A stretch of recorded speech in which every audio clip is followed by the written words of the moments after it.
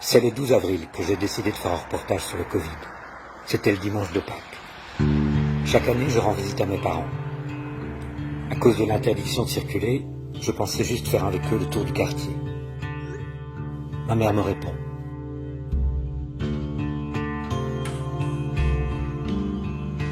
Ainsi vite, elle a dû entendre ça à la télé.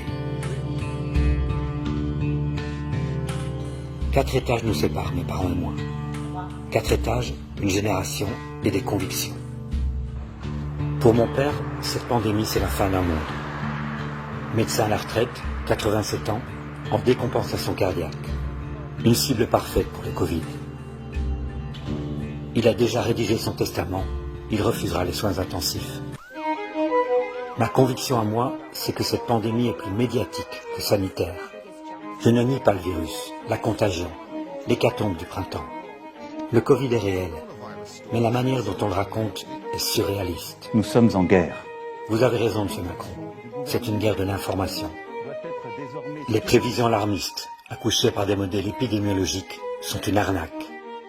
L'expert Neil Ferguson nous avait déjà trompés pour Ebola, pour le SRAS. En 2005, il a prédit 200 millions de morts pour la grippe aviaire. Au final, il y a eu 282 décès. Ferguson en remet à nouveau pour le Covid. 500 000 morts en France. Il y en aura 30 000. Les médias raffolent des oiseaux de mauvais augure. Pendant 3 mois, sur toute la planète, on va faire tourner le compteur à décès et comparer les scores de chaque pays. Belgium, 12 points. La Belgique. 4 milliards d'individus vont vivre sous hypnose télévisuelle, générant une psychose collective. Je veux savoir comment on en est arrivé là. Depuis 6 mois, je me réveille la nuit avec l'impression de vivre un cauchemar, avec l'intuition tenace que quelque chose d'énorme se joue. J'accumule les indices de manipulation statistique de plus en plus flagrantes. On fait croire qu'une infime trace laissée par un virus est une maladie. On ne fait plus le décompte des morts, puisqu'ils sont rares. On cumule les tests positifs. On impose le port du masque en plein air, sans aucune évidence scientifique de son utilité. Et avec nous en plateau, l'épidémiologiste Marie Gilbert.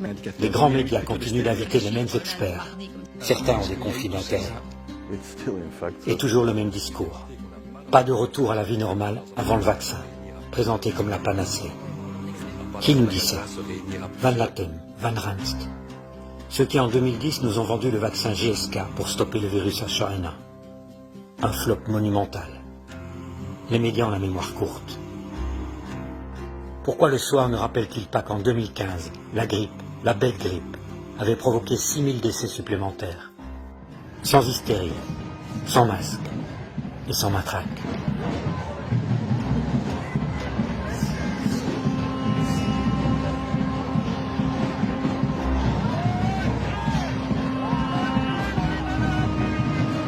Le masque partout. C'est qu'on n'a aucune argumentation réelle pour pouvoir soutenir cette décision. Partout dans le monde, des voix s'élèvent pour dénoncer une instrumentalisation de la crise à des fins politiques, économiques, commerciales. Pour moi, c'est un grand délire, mais qui est instrumenté, parce que c'est pas Par qui?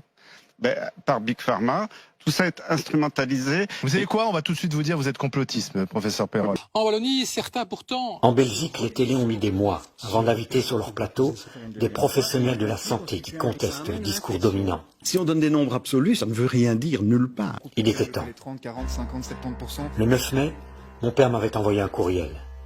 Le journal télévisé de 13 heures ce jour confirme la reprise de l'épidémie en Allemagne. L'heure n'est pas au relâchement. On le voit dans certains pays comme l'Allemagne, la courbe repart à la hausse. En réalité, le 9 mai, les chiffres continuaient de baisser en Allemagne. En certains endroits, on pourrait même reconfiner. J'ai vérifié sur les chaînes allemandes. Il s'agit d'un seul canton où un abattoir est concerné. Moins de 200 ouvriers sur 1200 avaient été testés positifs. Aucune hospitalisation. Le déconfinement était juste retardé d'1 semaine. Les écoles n'étaient même pas concernées. Juste un petit raccourci pour encourager le respect du confinement, ou une simple erreur de la part d'un présentateur sous pression. Elle est humaine, l'erreur, mais elle va toujours dans le même sens, celui de la peur et du pire. C'est pour mon père que je veux mener cette enquête. Et pour toutes celles et ceux qui doutent. Qui se demandent si nous ne sommes pas victimes d'une vaste mascarade.